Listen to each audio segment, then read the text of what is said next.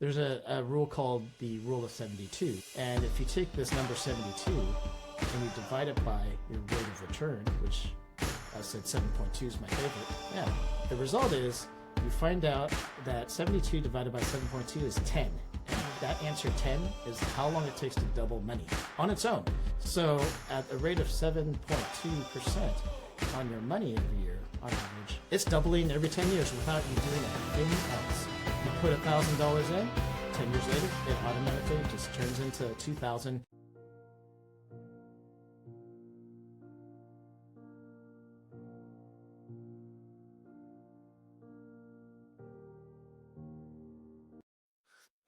Welcome to another episode of the Business 101 podcast, where we unpack the real stories, strategies, and stumbles behind building and growing successful businesses. I am your host, Ayo Oye. And for more conversations like this with CEOs, founders, and investors, please subscribe to the channel and turn on notifications. Today, I'm speaking with Scott Yamamura, whose genius is in helping people have aha moments about their money. After 25 years shaping messages for Fortune 15 brands, he pivoted that same communication power into financial coaching, translating jargons into simple moves that real people, can use and understand. Scott is the author of Financial Epiphany. He's an advisor to the Financial Fitness Club and a dad outside Seattle who teaches families how to build wealth on purpose.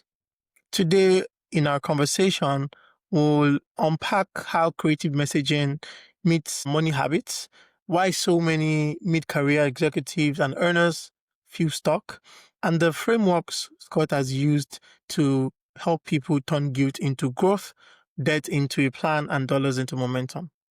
All of that said, it's my pleasure to welcome Scott to the podcast. Good to have you here, Scott. Thank you. I love that intro. That was so good. I mean, I wish it was mine, I wish it was mine, but yeah, I feel like you have an amazing profile. And I feel like a good place to start would be to just give you a couple of minutes to add some more context, to that profile. Who is Scott? And talk a bit about I would say your business journey. How did you get here? Yeah, absolutely. So I studied communications for 25 years, like you had mentioned. I actually head up the video communications of Costco Wholesale in the Seattle area. And that's an international company. Yeah. And so that really taught me over the years about clear communication and not overwhelming communication, just the communication we need to hear. A lot of us, our time is being competed for. We only have so much time. We're inundated with messages all day. Yep. That's one part of my skill set and career. The other side is 10 years ago, I started to study finance. I told myself of these three common things, I'm going to try to get over one of them. So it was either trying to learn how to maintain a house, fix a car, or learn personal finance. So I chose personal finance and move forward with that. Yeah, I was going to try to overcome my fears and such. And so I studied it to such a degree. My wife calls it an obsession. And I really just did everything, workshops, one-on-ones, classes, online learning, books, magazines, 100% a 360 view of personal finance all day, every day. And that was my passion, still is. And when I got over that hump of being intimidated, being fearful of understanding it, being scared to look at what I'd been doing the past couple decades, once I got over that fear, I started realizing it wasn't so bad. And in that, found out what we're going to discuss through this conversation, 3 rules of thumb that made it so simple for me and helped my family pay off debt, really feel empowered by money, and fund our purpose. I wanted to help others do that. And so I became a financial coach so I could understand everything the common earner needed to know. I wrote the book, Financial Epiphany. And so real quick look at it right here. So there's the book. And I wanted to make it colorful and approachable because that's how finances can be. We think it needs to be this scary thing and we need to hire somebody for, but each of us can understand it and owe it to ourselves and our families to understand it and act confidently with this thing. It's not so bad once you get to know it. It can be explained in simple and creative terms. Yeah. Yeah. And when was the moment you realized, you could leverage your communication skills, to help people understand finance? Because like you said, finance has always been on a convoluted topic that only, Yeah, only a few people know. And most people just want to hire someone to do their books or tell them how to manage their money. And then that's right. you're in the business of helping everybody be able to take charge of that aspect of their life. When did you figure out that, you could leverage your communication skills to do that? My father, he was very a unique teacher. He raised me to look at things differently. So Mhm. just a quick story. So he was the coach of us baseball players. Without him stepping up to coach, we wouldn't have been able to play. And so he was learning as we 6-year-olds were learning baseball. He Mm. noticed when there was a game, the parents would yell at the kids, run to first, tag the runner, touch the base, catch the ball, you go Yeah. this way, go that way. And these little kids, we're just listening to all these confusing messages, overwhelming messages, and doing the wrong thing mostly because we're so confused in the moment. Yeah. Well, playing baseball as 6-year-olds is kind of like being an adult and doing personal finance. It's Yeah. so overwhelming. It's so intimidating. There's guilt and shame involved here with how we've been handling it up until that point. And so I realized when I watched my dad's solution, which is he said, okay, kids don't know whether they're supposed to tag the baseball runner or they're supposed to touch the base to get that person out. So you know what he did? He came up with something unconventional. He had us baseball players do both. We would tag the runner and touch the base.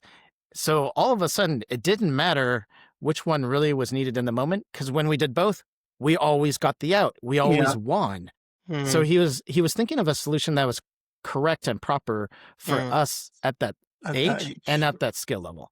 So when I realized solutions could be like that, that simple actually won the game, that Yeah. simple actually won the championship. And you can always get better later. We didn't play like that forever, but it got us winning from the start. And then we got more savvy later. Mm. And the same thing is with money. When I realized I learned the basics by taking all those workshops and classes, getting in community and seeing what other people, what they were up to and the things they were dealing with, debt and paying off their house and credit cards and such. I came up with my own idea, just like my dad did, and I started to apply what I call the 3 financial epiphanies in my own life. Of course, I had to test it for years and years and years. And when I realized it was working and got the results, that's when I started spreading the word. But I will say it was after I got over the basics, and then when you feel empowered enough, then you can figure out your own solutions. In fact, Yeah. when I was reading all those books, I started to write in the margins over and over and over again. Some of my books have so much writing in them. It was time to write my own book after that because I was writing in other people's books too much. That makes sense. Yeah. Thank you so much for sharing that personal story, right? I think it's very valuable. And kind of like you said, right? When there's so many confusing voices, people tend to do the wrong thing. So it's really Yeah. good to know there are people like you who are committed to helping people understand finance in a very simple and approachable way. I want to talk a bit about a financial epiphany. What is financial epiphany, and Yeah. how do you engineer it on purpose rather than wait for a crisis to happen? Yeah. So to have a financial epiphany, we first need to make money freeze because we could think about every single scenario. So we need to actually select the most common scenario and then we can extrapolate on that. So this is what we got to do. The average age someone starts a career at, age 22. Yeah. Could be 21, could be 23. But if we lock it down at age 22, now we can figure more things out. Yeah. What's the average length of a career? 40, That's could be 39, could be 41. But if we lock it down at 40, which is the average, there's a lot of things we can figure out from there. And then the third thing we need to lock down is actually what is the rate of return of money when we invest it in common places like a Yeah. 401k retirement plan, individual retirement plan, Yeah. a brokerage account with stocks and bonds, just common places. What's a average rate of return to expect from stocks and bonds? Well, 7.2% is actually a pretty common rate of return. And the reason why I like it is because it leads to the most easy math possible. So here's how it works. There's a rule called the rule of 72. And if you take this number 72 and you divide it by your rate of return, which I said 7.2 is my favorite. Yeah. The result is you find out that 72 divided by 7.2 is 10. And that answer 10 is how long it takes to double money on its own. So at a rate of 7.2% on your money every year on average, it's doubling every 10 years without you doing a thing else. You put $1,000 in, 10 years later, it automatically just turns into 2,000. That's the math. That's how 7.2 works as a rate of return over time. So now we've locked down 3 variables, right? Yep. Creating this simple framework. And from there, now you can figure out money, because instead of it being, when did you start working? How long are you going to work for? What's your rate of return? We don't know. All these variables. Now we're saying, what is the most common set of variables? And that's where these 3 rules of thumb are birthed by. They're birthed off of the foundation of this simple framework that we've formed by making money freeze. So those are just the variables. When you're ready, I can explain what these. Okay, financial epiphany number 1 then is the very thing that I had mentioned, that money under common circumstances of investing can double every 10 years. Most people don't know that. We don't know what's happening with our money. If you invest into a 401k and get asked, well, what's it going to turn into? Most of us will say, I don't know. We have to have an advisor or some sort of calculator tell us, and we're not getting it. But if we have a foundation of, we understand in general, money can double every 10 years, then now we can plan. Now we are empowered. Now we actually have this measurement that can work for the rest of our life. But that's just the first epiphany, and it builds on with the second one. The second financial epiphany is, if money doubles every 10 years, well, who's working just 10 years? We're working 40 years, we said. So 1,000, 10 years later, can double into 2,000 without touching it. 10 years later, 2,000 can double into 4,000, 4,000 into 8,000, 8,000 into 16,000 at the time that we retire. And those are magic numbers, the doubling numbers. 1, 2, 4, 8, 16. Yeah.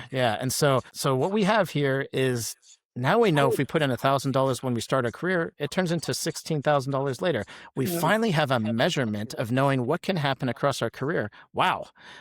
I should put in $1,000 if it's going to turn into $16,000 later.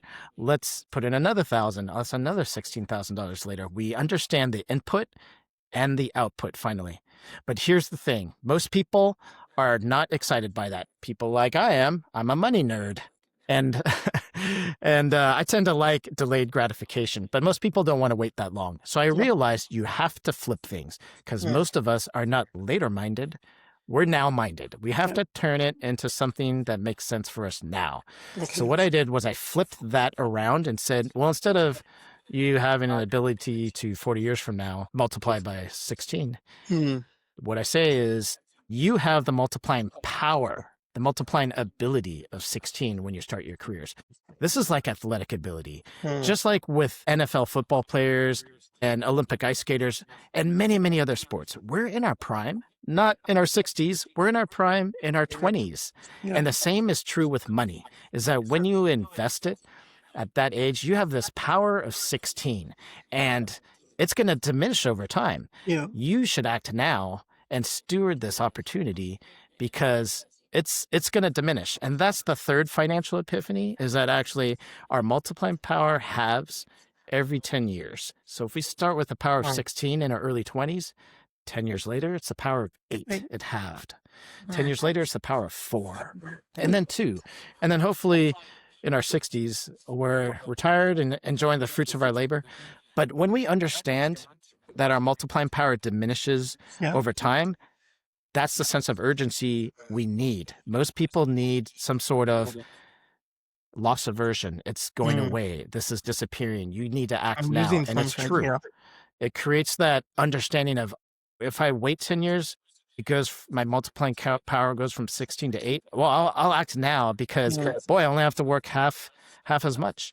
And so those are the 3 financial epiphanies. I've got examples to explain kind of how they work, but by measuring those, understanding those 3 measurements, money can double every 10 years.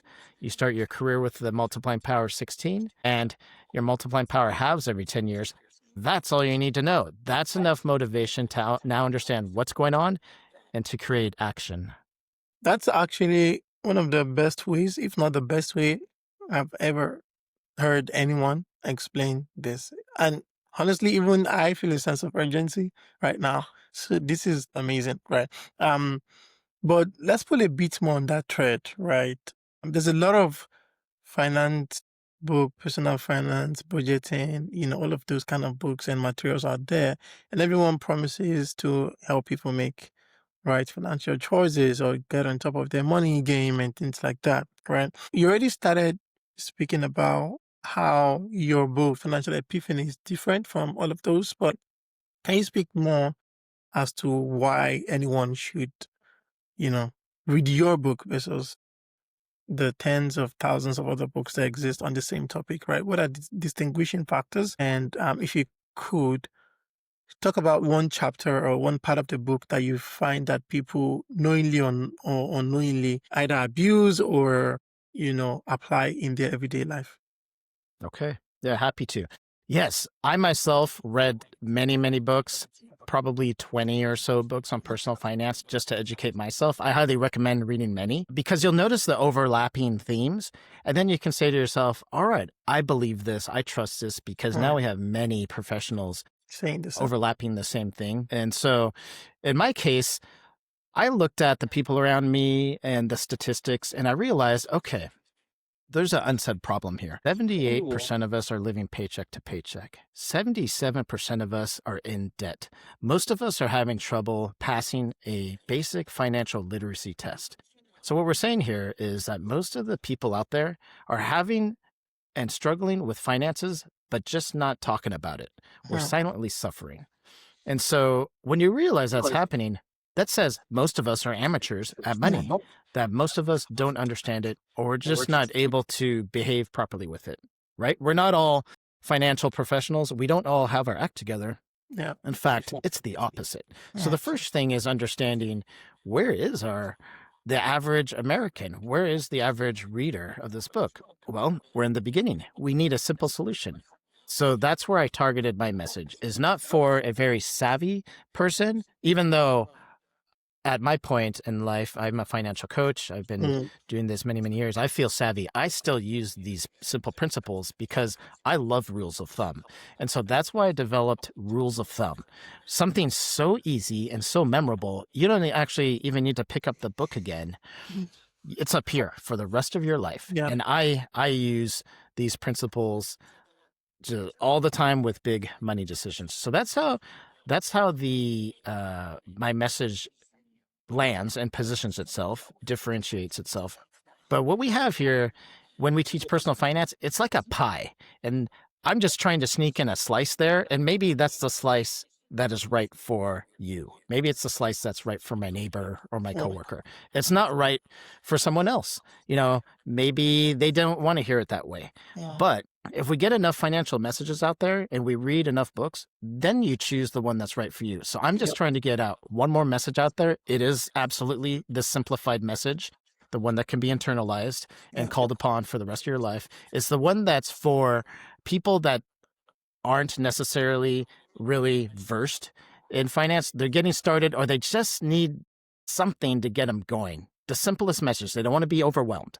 So that's basically where I land. And when you talk about, I think some of your follow-up question was, where people were struggling or this and that. It's absolutely that we are the most marketed to society on the planet, the most advertised to. That's $400 billion a year spent on Americans, over $1,000 per person, including the babies.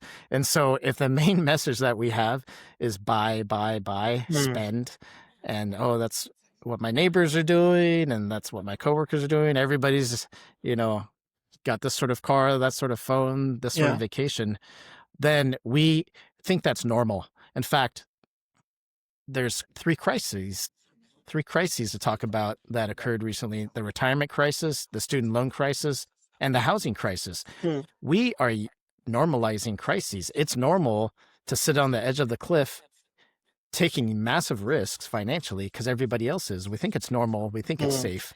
But something like a pandemic or a job loss or sickness or something like that can cause that edge of that cliff to crumble. So Yeah. So when we realize we have this multiplying power, this ability, the power of 16 or 8 or 4, whatever it may be, I like to tell people that they have it, like a coach telling an athlete, you got this. Go do this. And that whole, in sports, it might be that whole, you're partying, you're not caring about your grades, you're taking drugs, this and that. That's harming your sport life. Well, our overspending is harming our future financial life. And there's that parallel there. So I like to tell people, you're like an athlete, you got this ability. It is going to go away. It's going to diminish in half every 10 years. Use it now, steward it, be responsible, stop overspending, and start investing. And you're going to love what you see later in life. That is a beautiful way to tell the message. To your point, I feel like I'm going to remember this conversation for like forever. And I'm going to use this to teach my kids about personal finance. Thank you for sharing. But aside to your book, right, what other services do you offer? I mean, as a financial coach, right, what other service do you offer to like your client? Book, Financial Epiphany, launched over a half year ago. And so that's out there for anybody to read on their own. There's other ways to interact. So there's my website, financialepiphany.com, where people can contact me, and your podcast, I am going to link it on there. So speaking of, we're doing a one-on-one conversation here, and your audience will hear this, but I also speak in person to audiences and try to spread the word and answer questions on the spot. People can contact me via the contact form on my website and have a discussion and coaching. And right now, that's the launch of this. It's only been a number of months, a handful of months. And so the things that I'll be going from here with is workshops and creating more content. But right now, it's actually still very early. So I am coaching, I'm speaking in person and doing podcasts and spreading the message of the book. But right now, speaking with you that's kind of my focus is talking to others that have a passion for this, and you want to help people and I want to help people, and you have listeners out there. And so that's now. That's what's happening right now, is just spreading this simplified message. Amazing. Okay, so let's talk about what I call your money operating system, right? Which are essentially your non-negotiable defaults. So what are the non-negotiable defaults that you try to install in a new client's life, or, the way they manage their money from, say, day one, that they interact with your book or yourself in any way? I like to make people be aware of the most common pitfalls. First, it's working away from the pitfalls and then our common mistakes, and then it's instilling this good behavior in place of it. And so the common pitfalls with debt are what I call the 5 C's of financial debt. So there's card, car, college, cake, condo. And I'll explain each of those 5. Before we become savvy with finances at age 18, we've got credit card applications coming to our house, and we think that's freedom. In fact, it can be shackles, and it is for most people, because we have what we call revolvers. And when we start with a credit card and we think it's all the freedom of the world, we can get things now that we couldn't afford earlier. We overpay for things, and we pay interest towards a credit card company, and we're revolving from month to month, meaning we're always borrowing money at a 20-some% interest rate if that thing is revolving. Credit card companies make half their money off of revolvers, a very large sum of money. I think it's actually greater than that, but it's such a large sum of money that they really rely on revolvers. And so what I want to tell people is pay off your credit card each month, right? And don't cause compound interest, what we were just talking about. This multiplying of money is compound interest. When you're in debt, you're helping someone else with their compound interest by paying them, and they're multiplying money using your money. But what we want to do is hold on to our money, buy only what you can afford, live within your means, right? So you can get compound interest to work for you. So we talked about card, and then there's car loan.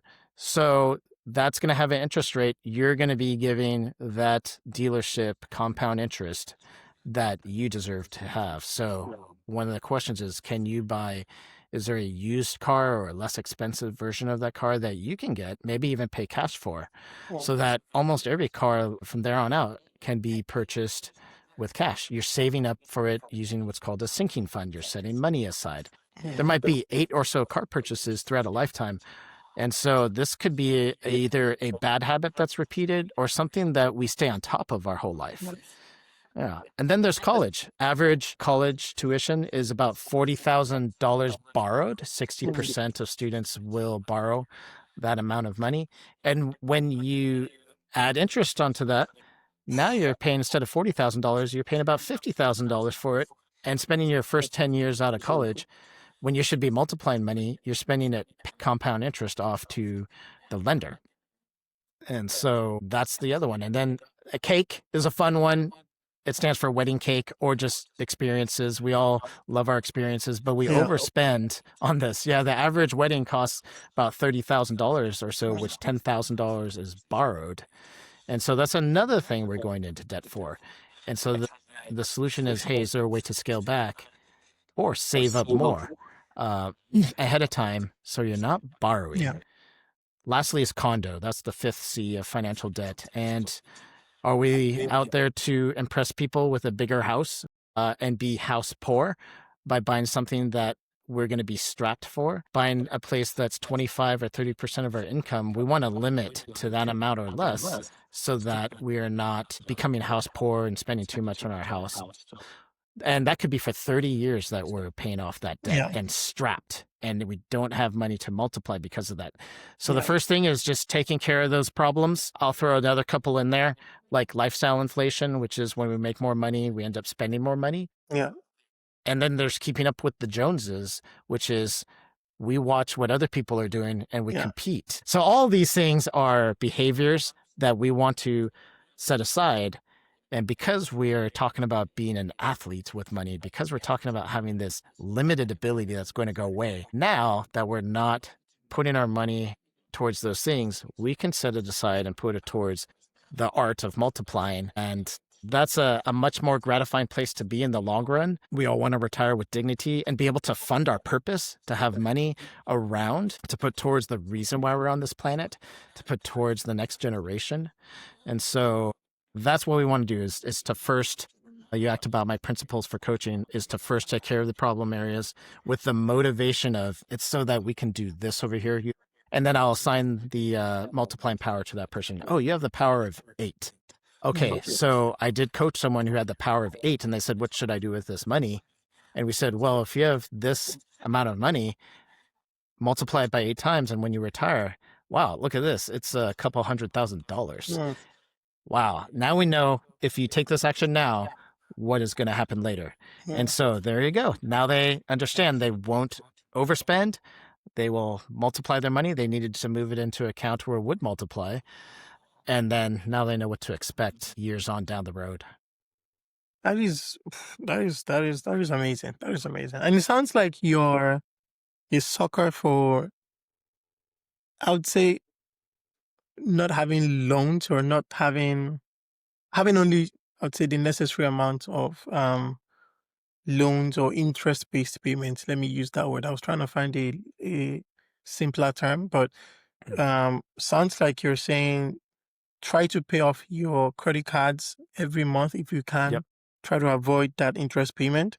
If you're going to take college loans, take the least amount that you can and pay it off as quickly as you can. Try to avoid that loan payment. Same thing with buying a car, a condo, or a cake, or, all of those illustrations, right? Is there any place where you're thinking about, figuring out if it's cheaper to have a loan versus paying off? So what I'm saying is, if I have, say, 50K in loans, right, and I have 20K cash today, I could take that 20K to reduce the 50K loans that I have, or I could look in the market and say, if I invest this 20K, what's the return I'm going to get? If it's higher than the interest I'm paying on that loan, maybe I should let that loan be and then save the money in the market, invest the money in the market or something. How do you think about that balance? Absolutely. So to talk about both options is great. Money is very personal, so people need to be coached along the path that they most want to take. So I'm happy to walk someone down either. Now, do I have my own recommendation and what I've done? Absolutely. And so that would be actually to pay off debt. Okay. And so there's the debt snowball, which says if you've got 3 loans, you've got a $5,000 one, a $10,000 one, and a $15,000 one, it would be to knock out the low-hanging fruit, the smallest one first, the $5,000, and then use that newly acquired money that you were putting towards the debt to pay off the $10,000 one, and then to finally pay off the $15,000. So I highly recommend that. I'm going to remove the mortgage or any really big debt out of that equation, and say you don't have to pay your house off first before you start saving for retirement. But smaller debts, yes, is to get them knocked out, get them out of the way, because debt is actually risk. And so once again, we talked about the pandemic or losing a job or getting sick. So some of these things could cause you to lose income. And if you have multiple lenders that you owe, and all of a sudden you've stopped paying to all of them, now you've got people that are going to take back, repossess your house, your whatever. And reacquire these things. And that's the risk. And so I'm a big fan of actually reducing that risk. It creates freedom financially in the whole rest of your life. And that's not a bad thing. Now, it may not make you the most money in the end, but what it's doing is it's eliminating risk and still on a path to an excellent future, financial peace and financial health. But it's not taking a path of risks. And so certainly I will, if someone is absolutely set on saying, well, I'm going to pay down these debts and keep them for a while so that I can invest more in the market. Absolutely. And I'll talk someone through how to balance that out, and that, yes, you can earn more in the market. But here's where it hurts. If you make that decision, the market can go up and down, and it's not up to you. Yeah. Right. It's not out of control. So it could certainly go down and we could have a recession. And then you would be saying to yourself, well, instead of taking the risk of what the market may or may not have done, I did what was definite and absolute, which is pay off this debt, which was going to be there no matter what. It wasn't going to change based off of the market. It's a set amount that I owe, and if I pay it off, it is done. So I like doing acting on absolutes like that. I like acting on things that are sure and understood and less variable and risky. And so I believe, once again, harkening back to that, most people are in trouble with money, that we need a solution that works for the most of us and the behaviors that the most of us are exercising right now, which is we need help with money. We need simple solutions. Yeah. And I don't think I can argue with that. I see how that makes sense. It's a conversation that a lot of people have, in terms of, should I try to get the most returns that I can from the market versus paying down the loans that I have? But you're very right in the sense that, well, what that thinking misses is the fact that the stock market returns or investment returns generally are volatile and susceptible to fluctuations in the economy. And your loan is a fixed amount with a specified rate that you have to pay, even if we're in a recession, right? So from a risk perspective, it does make sense to do that. Then thank you for sharing that perspective. But another thing you say is that, let me see if I can say it the right way, guilt can become growth. I think that's the term, right? What does that mean? When you say that, what do you mean, and how does that actually play out? I love it. Now, because most of us are having trouble with money, I mean, we're scared to even look. I had that feeling of, okay, if I agree to learn about money, I have to look at the past 10, 15 years and look at what I've been doing wrong. I may have made risky decisions, put money where I shouldn't have. Bought things I shouldn't have. There's a lot of shame and guilt in that, but we gotta rip off the Band-Aid and turn on the lights and look at what's been hiding out in the shadows. So okay, so we just explained that most of us have some level of guilt with our finances because we end up deciding to work with our finances late. It's not something that we do early. There's tons of distractions. Going to college, what classes am I going to take? What's my first job? Where am I going to live? Am I going to, get married and have kids? And where's my, first house going to be? There's so many distractions. So we wait till later in life to learn about finances. And by that time, we have this guilt. Okay, but along with that guilt is everything we just talked about. We want to take all the places where we're putting our money, which might be overspending in debt, There's resources there. We're just buying stuff, too much stuff. The Americans are guilty of that. And we need to flip that guilt over into growth. And now, let's say we freed up, let's say over some number of time, $10,000.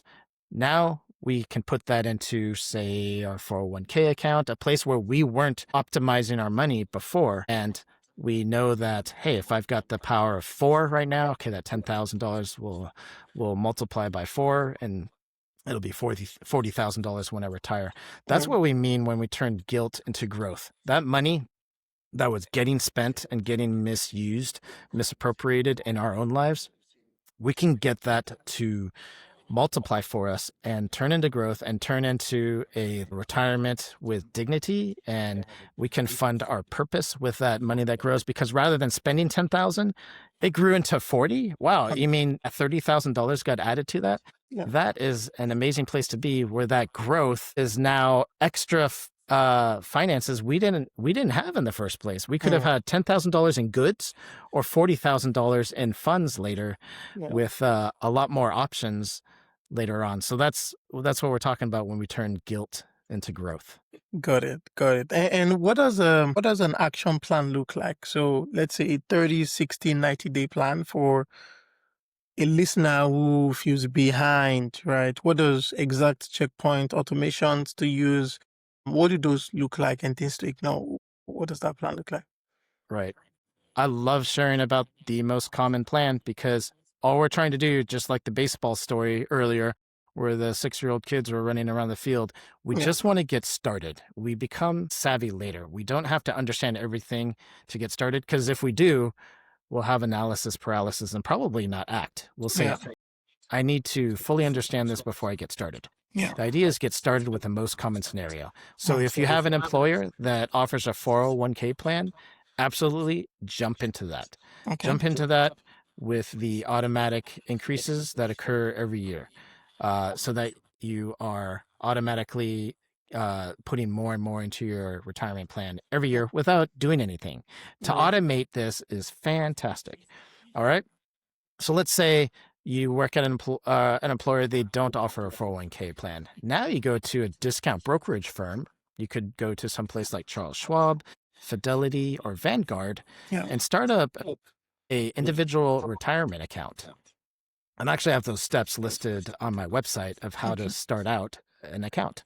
And so you could start that out. And the reason why I say start a retirement account is because most of us work, and these retirement accounts have advantages, tax advantages and growth advantages over time. And with a 401k, it's the best one of all, because it could have company matching, which is free money. They're saying you're saving, bam, we like you, we're going to throw some money in too. And so that's the best option. The IRA would be the second best. Then you've got a brokerage account, taxable brokerage account, which would hold stocks, bonds, index funds. And well, let's pause right there. I would say if you have no idea what to invest in, then what's the simple start? Well, an S&P 500 index fund is a great place to start investing in the 500 top companies of the United States. Warren Buffett says, if you bet against that, you're betting against America. And so do you believe in the companies of America? Most of us do. They're doing pretty well, and they're pretty motivated to succeed and keep growing. Another fund is a target date mutual fund. So some people don't like 100% of my money in stocks. Well, a target date mutual fund actually looks at the target date of when you're going to retire, and it becomes more and more conservative over time as you approach that date. Some people like that because they want to have some mix of bonds, and they want to have this feeling and trust that it's changing over time. It's not staying, in this volatile sector of equities this whole time. It's actually someone is managing this, and it's changing over time. And so a target date mutual fund is another way to go. And so if you're not sure how to get started, you could do 50-50. And then a few years later, when you've had some time to study this stuff, your money's been growing. But now you can study and say, okay, do I want to change that 50-50 split? Do I want to try something else? Or do I have the guts now and the confidence to go meet with an advisor and have them tell me what could be a potential customized plan? That's good. That's very instructive. And again, very simple. very actionable, which is what I always like to go for on the podcast. And yeah, Mhm. thank you for being very, very relatable on that. I You like the bet. concept of, the 80-20 rule, which is essentially figuring out the 20% that gets the 80% of the results, right? Oh, And yeah. and in this scenario, right, what are the, I'd say, 2, 3 most important money habits that deliver the most value in terms Mhm. of getting people on Yeah. the right track for financial freedom? What does that look like? Have you found? Yeah, 80-20 rule. So I would say the 80 in this case, the way I explain things is time. 80% of your returns are going to be from starting early. So Okay. I talk about having the power of 16. So let me explain this a couple different ways. One of my financial advisor friends says that your first 10 years of investing, so say in your 20s, is equal to your last 30. Wow. Okay. So we got to act in that first decade if we can. That's how powerful it is. Some of us may miss that boat or have, and that's okay because the power of 16 is great. Yes. But the power of 8 is amazing. Mm, And the multiplying power of 4 is amazing. And even 2. There's some places in the world where money doesn't even multiply. We mm, live in a place where it does. Warren Buffett calls it being born and having won the ovarian lottery or being born into a place with opportunity yeah. and privilege. And boy, money multiplies on its own Yeah. if you put it in the right place. That's amazing. Mm, The other example I like to give is let's say we worked a week of work and got paid for that week. Okay, great. That's what we yeah. signed up for. Now, let's say all of a sudden we worked that same week and our boss said, you know what? I'm going to pay you double. I'm going to pay you worth 2 weeks. That would be amazing. We would love that because getting paid double is a massive increase. Yeah. And that's like having the power of 2. When our Mm, money doubles on its own, that is an incredible feeling. And it's huge to double money. But what if we have the power of 16? What does that feel mm. like? Well, it's like working a week of work and getting paid for 4 Oh, months. That is incredible. People don't think mhm. about it that way, but I like to give that example because now that's something relatable. And you use that word relatable. Yeah. Okay, so in my 20s, I should act. It seems hard. It seems like I can't do much. Maybe I only have $100 or Yeah. $500 or $1,000 to put in. But if I have this work a week of work, get paid for 4 months power and leverage right now, I absolutely will do that because I didn't realize that age was such a factor. So the 80-20 rule, it's definitely time. It's definitely that leverage is time. It's not being savvy Mm, because all I say is go with the most common circumstances. Put it in a yeah. 401k, half it with an index fund and a mutual fund and let it ride. And then later on, make it better. And you can optimize it better. But that's it. It's time. Time is the 20% answer that will get you 80% of the results. Amazing. Amazing. And honestly, I have like 20 more questions for you. I know we cannot run through all of them today, so I feel like I might be re-inviting you at some point to have a Hey, second that'd be take. great. But there's one question I wanted to make sure that you answer before you go, which is how to communicate this to kids, right? How Mm, can, because kind of to your point, right? By the time a lot of people figure out that they're in trouble, mhm. they usually are in like deep trouble, right? And there's a Yeah. lot of advantage to knowing these things early and, beginning to put your money to work from your first paycheck rather than, Mhm. when you're in your 30s or 40s, right? So how should parents communicate this to kids? How can they make kids aware of this? I want to say the importance of, taking charge of their financial future in a way that doesn't project anxiety, right? They do that. Do you have any playbook? Oh, you bet. Yeah. Funny thing is, when I was growing up, my mom said talking about money is like talking about your underwear. Mm, She said, it's a private topic. You shouldn't be out there boasting about your bank accounts. That's yeah, what she meant. But hey, if we don't talk about how to use money, then we're silently suffering together. Once again, we said most people are in trouble with money. yeah, And so we need to be teaching our kids. We owe it to ourselves to learn it. Don't stop learning once you've graduated high school or college. We need to be lifelong learners. And money, when we make 1.5 transactions a day for the rest of our life, we this is this massive everyday thing that we owe it to ourselves to understand and get to know. So we need to know it, and then we owe it to our kids to teach them. So what are the two tools I use to teach my son, who's now 16 years old? Well, the first was, hey, let's get a college fund going. Once again, something like that lines up as a good savings tool because it's tax advantaged. Yeah. And it can get that 7.2% rate of return. It could double every 10 years. And so the best example for my son was when I started saving for his college at age 7. And then we stopped at age 9. What? You stopped? My wife said, what are we doing? Don't we need to keep saving until he's going to college? And I said, no, we stopped now. and what happened was when I said, it's going to double, you just stop, don't touch it, it's going to double. She had a hard time believing that, but she eventually came around and said, okay, you're studying this stuff, I'm not. Let's see what happens. Well, he's 16 now. It more than doubled. And he's had more than enough money to go to a state school since, well, we stopped at age 9 because the money grew faster than tuition did. It doubled. Now you see what this is working like when it's in practice. My son saw that. I actually show him his statements because it's his college education. But at the same time, he's learning that money can double every 10 years.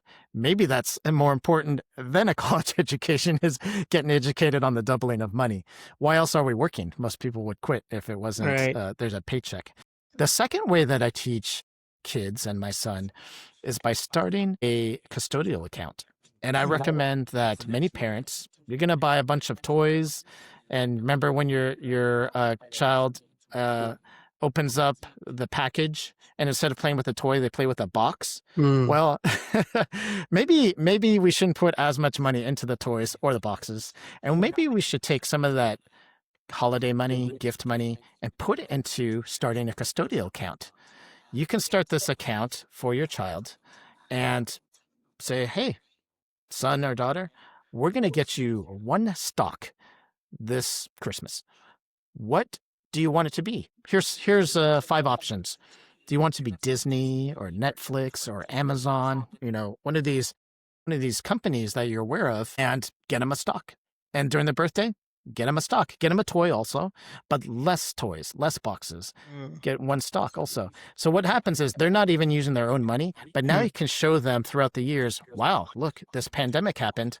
Look at what happened to Netflix. Everybody's watching streaming from home. It went up. Look at what happened to Amazon. Everybody is ordering things to their house during this pandemic. Look, it went up. So now they're learning these principles. I used to hear and think that the stock market was gambling. That's what I was told growing up. But no, it's believing in and trusting the biggest companies of the U.S. and their performance. The people that companies we're working at, we ought to have some trust in those. And so what it's doing is it's getting rid of that intimidation and fear. My son is totally comfortable with the stock market, and he knows how it works, and he knows what happens when there's a disruption. He can now get an idea of what companies go up and down. So I highly recommend a custodial account and putting gift money into that and teaching along the way. And then lastly, coming back around, it's got to be the 3 financial epiphanies.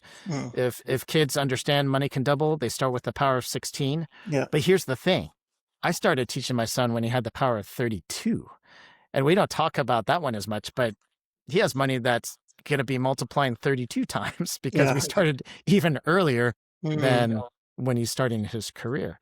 So teaching the 3 financial epiphanies is also huge in terms of money, and then a custodial account, and then a college savings plan as well. Excellent vehicles to teach about money to children. Amazing. This is beautifully put. Thank you for sharing. And I guess final question is, what's the central message that you want people to take away from this thread? 1, you're not an imposter. You're not an imposter to money. This is not for somebody else to do for you. This is for you. Okay. So that's the first thing. Okay. Second, set your money up to multiply. So it's get out of debt. And if you need a plan, I actually have a plan downloadable from my website, or hire a financial coach, or find an accountability partner. You got to get serious about this stuff. You don't want to wait till retirement to find out you've been doing things wrong the whole time. Yeah. Thirdly, it's the financial epiphanies. Internalize those. Find out what is your multiplying power. If you're just starting your career out, it could be the power of 16. Maybe it's the power of 12 or 7 or 8. Find out what that is, because when you know what your ability is, now you can apply it, and now you can act with confidence. Okay, I'm going to do this because it's going to multiply by 10 times. Yeah. Got it. Okay. So that's the third takeaway, is find out your multiplying power, internalize the financial epiphanies, and now you got a tool you can use for the rest of your life, and get to that point of what I call funding your purpose. I want you to not be setting aside money for others. I want you to be setting aside for yourself, the reason why you're here. Yeah. And only you're supposed to be spending that money in that way to match your plan, your purpose. Yeah. Amazing. Thank you. And Scott, how do people find you? So if someone says, "Oh, I want to buy your book," or "I want to speak to you," what should they do? Where should they go to? The one place is financialepiphany.com. That's the best place to go. There's a way to get to the book. There's a way to download many of the things we were just talking about to get started on your financial journey, such as learning how to pay off debt, learning how much to save for retirement, starting your first Roth IRA. And then there's all sorts of videos and resources on there, but also the contact form. Go ahead and email me. I look at every single email and answer every single one. I'd love to get to know you out there and help you get on to the path to financial health. I'm here for you. This is my purpose. This is what I do. Thank you, Scott. And yes, I really just want to take the rest of the time to thank you for making the time to be here today, and for sharing very honestly and candidly about, actionable steps that people can begin to take from day one, to course correct and get themselves on the path to financial freedom. Thank you. And I'm going to make sure I get that second episode in. I have to make it happen. Thank you. It sounds like a good deal. Love to talk again. Amazing. Thank you so much again, and see you guys on another episode of the Business 101 podcast. Thank you, Scott.